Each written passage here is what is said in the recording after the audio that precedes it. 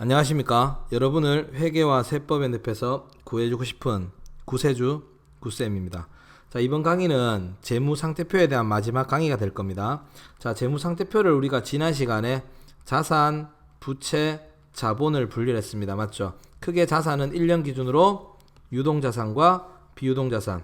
이 유동자산은 다시 판매 목적인 재고와 그 외의 당좌. 그 다음에 비유동자산은 회사 영업과 상관없는 투자, 영업용인 유형, 무형, 형체 있으면 유형, 없으면 무형, 나머지는 기타 비유동이라고 분류했었고요. 그 다음에 부채 같은 경우에는 뭡니까? 1년 기준으로 유동부채와 비유동부채로 구분한다라고 말씀드렸고요. 특히 여기서 하나 더 기억하셔야 될 게 자산과 부채는 둘 다 과거에 뭐가 있어야 된다고요? 사건이 있어야 됩니다. 맞죠? 그 다음에 현재 자산은 보유하고 있는 권리가 있어야 되고요. 부채는 지급할 의무가 있다라는 거. 그 다음에 자산은 나중에 돈이 들어오는 거고요. 부채는 나가는 거다라는 거 기억해 주시고. 자, 그 다음에 마지막에 자본 같은 경우에는 다른 명칭으로 뭐가 있다고요? 순자산, 자기자본, 투자자의 지분이라는 것도 부르고 있다라는 거. 됐습니까? 5가지 자본금, 자본잉여금, 자본조정, 기타 포괄손익누계액, 이익잉여금 이렇게 5가지가 있다라는 거 기억하시고, 여기서 중요한 내용은 자본금은 액면금액 곱하기 주식수다라는 거 제가 꼭 좀 기억하라 그랬고, 그 다음에 법정적립금 있었죠. 맞습니까? 법정적립금에 이익준비금 있었습니다. 현금 배당에 최소 몇 퍼센트? 10% 이상 의무적립이고 자본금의 2분의 1 도달할 때까지 계속적으로 모아야 된다는 거였습니다. 자, 요렇게 재무상태표를 분류했었는데 이제 이 재무상태표를 어떻게 적을 거냐라는 겁니다. 자, 첫 번째 원칙, 구분 통합 표시의 원칙. 자, 구분 통합 표시의 원칙은 뭐냐면 계정을 적절하게 분류를 해가지고 성격이 유사한 계정들은 합쳐서 보고하고 따로따로 보고하지 마라 이거죠. 성격이 비슷하면 묶고, 성격이 중요한 계정은 묶지 말고 따로 별도로 표시를 해달라라는 겁니다. 이게 구분 통합 표시의 원칙입니다. 구분 통합 표시의 원칙이 대표적으로 통합하는 건 어떤 게 있냐면 여러분들 현금 및 현금성 자산 이런 거 있었죠. 현금의 성질을 띠고 있는 자산들을 뭉쳤죠. 그 다음에 매출 채권, 외상 매출금과 바드러움들, 그 다음에 뭐 단기 투자 자산 이런 것들은 성격이 비슷한 것끼리 묶었습니다. 맞죠? 그 다음에 별도 표시해야 될 계정 과목 중에 중요한 계정이 뭐가 있냐면 대표적으로 자본에 보시면 주식 발행 초과금이라는 게 있어요. 주식 발행 초과금이라는 거는 나중에 배우시겠지만 주식을 발행하고 돈 더 받은 겁니다. 이런 것들이라든지 혹은 자기 주식이라든지 이런 것들을 꼭 별도로 표시하게 되어 있어요. 됐습니까? 요거 알아두시고요. 자, 그 다음에 두 번째 작성 원칙 뭐가 있느냐? 총액 표시의 원칙이 있습니다. 무슨 표시? 총액 표시. 자산과 부채는 절대 상계해서는 안 됩니다. 됐습니까? 절대 상계해서는 안 된다. 무슨 말이냐? 자, 우리가 귀찮다고 이런 경우 발생할 수 있죠. 외상 매출금 300원, 외상 매입금 200원 이렇게 있는데 요게 귀찮다고 그냥 외상 매출금 100원, 자, 요렇게 절대 보고하시면 안 된다라는 거. 무조건 요렇게 있는 금액 그대로, 외상 매출금은 외상 매출금대로, 외상 매입금은 외상 매입금대로 총액을 다 보고하라는 겁니다. 근데 단 상계하는 약정이 있다면 상계가 가능하다. 우리가 이 거래처와 외상 매출금도 발생하고 외상 매입금도 발생하는데 우리는 매월 말 순액으로 결제하자라는 계약이 있다면 그건 인정하겠다 이거죠. 약정이 있다면 걔는 상계를 할 수가 있다라는 거 알아두십시오. 근데 이 총액 표시의 원칙을 오해하시면 안 되는 게, 저는 분명히 자산하고 부채를 상계하지 마라 그랬죠. 근데 이런 거는 가능합니다. 예를 들어서 외상 매출금이 100원 있고 그 밑에 항상 뭐가 따로 붙어요? 대손 충당금이라는 게 1원이 있다 이거죠. 그러면 장부가에 99원이잖아. 맞죠? 근데 얘를 우리가 외상 매출금이다라고 99원 이렇게 평가 계정을 감하고, 이런 평가 계정을 감하고 순액으로 보고하는 거는 총액 표시 위반이 아닙니다. 됐습니까? 제가 말씀드리고 싶은 거는 총액 표시는 자산과 부채를 상계하지 말라는 거지, 이 평가 계정을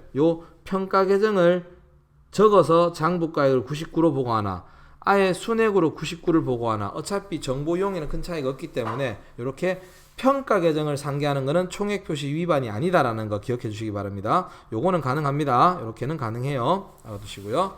자, 세 번째 작성 원칙 1년 기준. 뭐라고요? 1년 기준. 다른 말로 1년 기준을 정상 영업주기 기준이라고도 합니다. 됐습니까? 자산과 부채는 1년을 기준으로 유동과 비유동으로 구분한다. 얼마를 기준으로요? 1년을 기준으로. 이 1년을 다른 말로 정상 영업주기라고도 부른다라는 거 알아두십시오. 알아두시고요. 자, 이 정상 영업주기 기준이 있기 때문에 우리가 여기서 중요한 거 하나 있었죠. 재고자산은 무조건 유동자산으로만 분류해 주셔야 된다라는 거 맞습니까? 기억나시는가요? 요거 제가 중요하다고 말씀드렸죠. 자, 그 다음에 유동성 배열의 원칙. 무슨 배열이요? 유동성 배열의 원칙.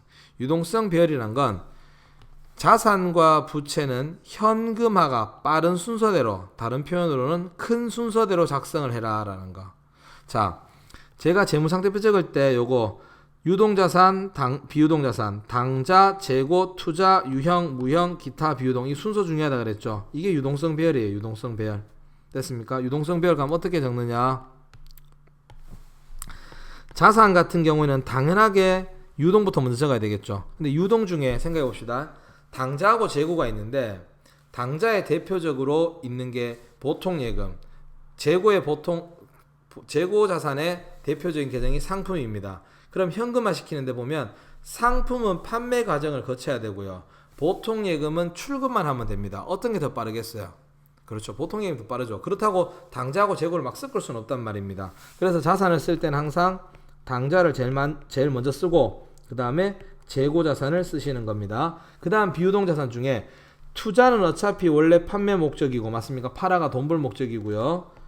유형 무형은 영업용이잖아. 맞죠? 그래서 투자를 먼저 쓰셔야 되고 그 다음에 눈에 보이는 게 눈에 안 보이는 것보다 팔기가 편할 거예요. 이렇게 유형 무형. 그 다음에 기타 비유동 이런 순서대로 작성해야 된다라는 게 유동성 배열이다라는 거. 그 다음에 부채 같은 경우에는 간단하죠. 유동 부채 먼저 적으시고 비유동 부채를 기록하시면 된다라는 겁니다. 그래서 유동성 배열이라는 거는 자산과 부채는 현금화가 빠른 순서대로 꼭 작성을 해 달라라는 겁니다. 아시겠죠? 요거 기억해 주시고요. 자, 그 다음에 다섯 번째 잉여금 구분의 원칙. 무슨 구분이요? 잉여금 구분의 원칙. 우리 돈 벌었는 거죠. 잉여금. 자본거래 잉여금과 손익거래 잉여금을 구분 표시하자라는 겁니다. 자본거래에서 잉여금을 우리가 앞에서 뭐로 봤냐면 얘를 자본잉여금이라고 봤고요. 손익거래상의 잉여금을 우리가 뭐라고 부르냐면 이익잉여금이다라고 부를 겁니다. 됐습니까? 자, 그러면 우리가 얘들을 왜 구분해야 되냐면 이런 경우가 발생할 수 있을 겁니다. 제가 화면을 좀 내려서 어떤 회사가 주식 팔고 자본잉여금이라는 게 플러스 5천만 원이 발생할 수 있고 그 다음에 일에서는 일을 하면서 손해봤습니다. 사업에서 손해봐가지고 이익잉여금은 마이너스 2천만 원이 발생했다 이거죠. 됐습니까? 근데 만약에 잉여금을 구분하지 않고 그냥 합쳐서 잉여금이라고 쓴다 그러면 3천만 원 이렇게 기록이 될 거란 말이에요. 맞죠? 그럼 여기서 하나 물어볼게요. 여러분은 지금 1번 정보가 중요할까요? 정보에서 2번 정보가 중요할까요? 당연하게 얘가 중요한 정보란 말이에요. 원래 사업에서 얼마 벌었느냐 이게 참 중요한 건데 자 이걸 합치게 돼버리면 이렇게 잉여금으로 돌아버리게 되면 이 마이너스에 대한 정보가 뭐가 된다? 이 정보가 누락이 돼버리는 거죠. 맞죠? 상쇄가 돼버리는 겁니다. 그래서 이런 부분을 방지코자 잉여금은 무조건 뭐하게 돼 있다? 구분해서 기록하게 되어 있다라는 거 알아두시고요. 자, 마지막으로 작성 원칙 임시계정, 가계정. 임시계정이라면 여러분도 알고 있는 거 현금 과부족 있죠? 가계정이라면 가지급금, 가수금이 있을 겁니다. 자, 이 계정들의 공통적인 특징 원인을 안다 모른다 모르죠. 원인 불명이죠. 이런 원인 불명 계정은 외부에 보고하시면 된다 안 된다? 안 되죠.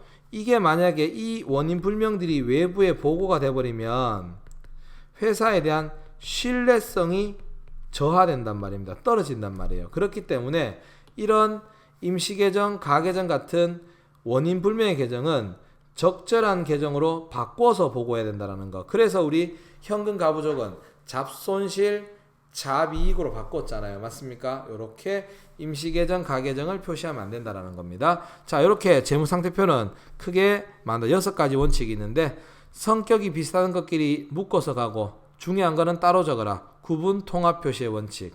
두 번째, 자산과 부채는 상계하지 마라. 총액 표시의 원칙. 그 다음에 자산과 부채는 1년을 기준으로 나누라. 유동과 뷰농으로요. 1년 기준. 다른 말로 정상 영업 기준. 됐습니까? 그 다음에 자산과 부채를 적을 때는 현금화가 빠른 순서대로 나열해라. 유동성 배열의 원칙. 그 다음에 자본거래에서 발생했는 자본잉여금과 손익거래에서 발생한 이익잉여금은 무조건 따로 적어달라. 잉여금 구분의 원칙. 그 다음에 원인이 밝혀지지 않았던 임시계정, 가계정 같은 경우는 절대 적어주지 마라. 적절한 계정으로 대체해라. 됐습니까? 요런 6가지 작성 원칙이 있을 겁니다. 자, 총 3번의 강의를 걸쳐서 재무상태표를 제가 분류를 해드렸고요. 그 다음에 자산의 정의, 분류, 부채에 대한 정의, 분류, 자본에 대한 정의와 분류, 그 다음에 중요하게 암기하셔야 될 사항들에 대해서 설명을 드렸습니다. 자, 그 다음에 작성 원칙까지 제가 이렇게 설명을 드렸으니까 재무상태표에 대한 내용을 정확하게 이해하셔서 여러분이 회사 장부를 보시거나 혹은 시험을 치실 때 꼭 좀 활용을 해주셨으면 감사하겠습니다. 자, 재무상태표 강의는 여기서 이렇게 마무리를 짓도록 하겠습니다. 긴 강의를 들어주셔서 감사하고요. 청취를 잘 하셨다면 구독, 좋아요 꼭 좀 부탁드리도록 하겠습니다. 감사합니다.